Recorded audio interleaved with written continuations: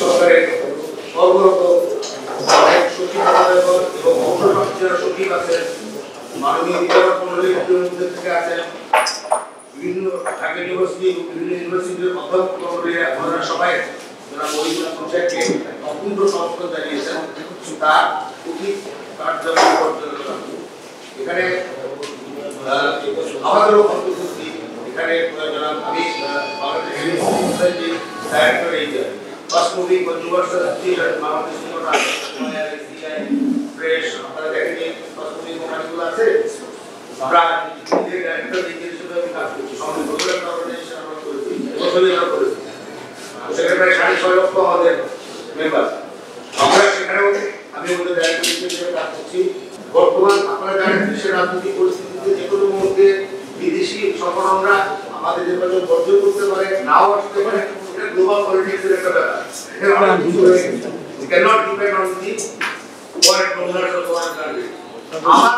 আমাদের কি আছে, আমরা কি ইউনা, আমরা তো পার্ট, আমরা বাংলাদেশের একটা প্রতিষ্ঠান, we have the power, we have our voice. আমরা যদি একত্রিতভাবে আমাদের ভয়েসকে রেজ করি তাহলে অন্যান্য সংগঠনগুলো আমাদের কাছে আসবে, আমাদেরকে যেতে হবে না। একটা অবাধ, সুষ্ঠু, নিরপেক্ষ নির্বাচন অত্যন্ত গুরুত্বপূর্ণ। সেই নির্বাচনে নিরপেক্ষতা নিশ্চিত করতে পর্যবেক্ষকদের অত্যন্ত প্রয়োজনীয় ভূমিকা।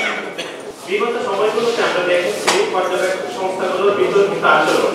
আমরা এইবার এই প্ল্যাটফর্মের নিরপেক্ষতা নিশ্চিত করতে বদ্ধপরিকর। নির্বাচন কমিশনের পর্যবেক্ষক নীতিমালার মধ্যে থেকে আমরা এবার সম্মানিত ইমাম খতিব সাহেবগণকে পর্যবেক্ষক তালিকায় সংযুক্ত করতে যাচ্ছি। আজকে ইমাম খতিবগণদের অন্যতম প্রতিনিধিত্বকারী সংগঠনের প্রতিনিধি হিসেবে শানে শাহবাগ জাতীয় খতিব ফাউন্ডেশনের সম্মানিত ভাইস চেয়ারম্যান উপস্থিত আছে। আমরা আলোচনা করছি সনাতন ধর্মাবলম্বী সহ সকল ধর্মের পর্যবেক্ষকগণদের। সঙ্গে থাকছেন ক্ষুদ্র নৃগোষ্ঠীর উল্লেখযোগ্য আমরা দ্রুততার সহিত নির্বাচনী পর্যালোচনায় সহায়তা করতে প্রস্তুত। এছাড়াও নির্বাচনী শব্দদূষণ সহ পরিবেশ দূষণ হ্রাস করতে সমন্বিতভাবে কাজ করতে আমরা আগ্রহী। এই প্ল্যাটফর্ম সমন্বিতভাবে আসন্ন নির্বাচন সহ সকল নির্বাচনে আমাদের কাজের মাধ্যমে নিজেদের নিরপেক্ষতা তুলে ধরব। আজ এই পর্যন্তই। প্রতিনিয়ত আমরা আসন্ন নির্বাচন উপলক্ষে কার্যকর সব নিরপেক্ষ কর্মসূচি নিয়ে আপনাদের সামনে হাজির থাকব।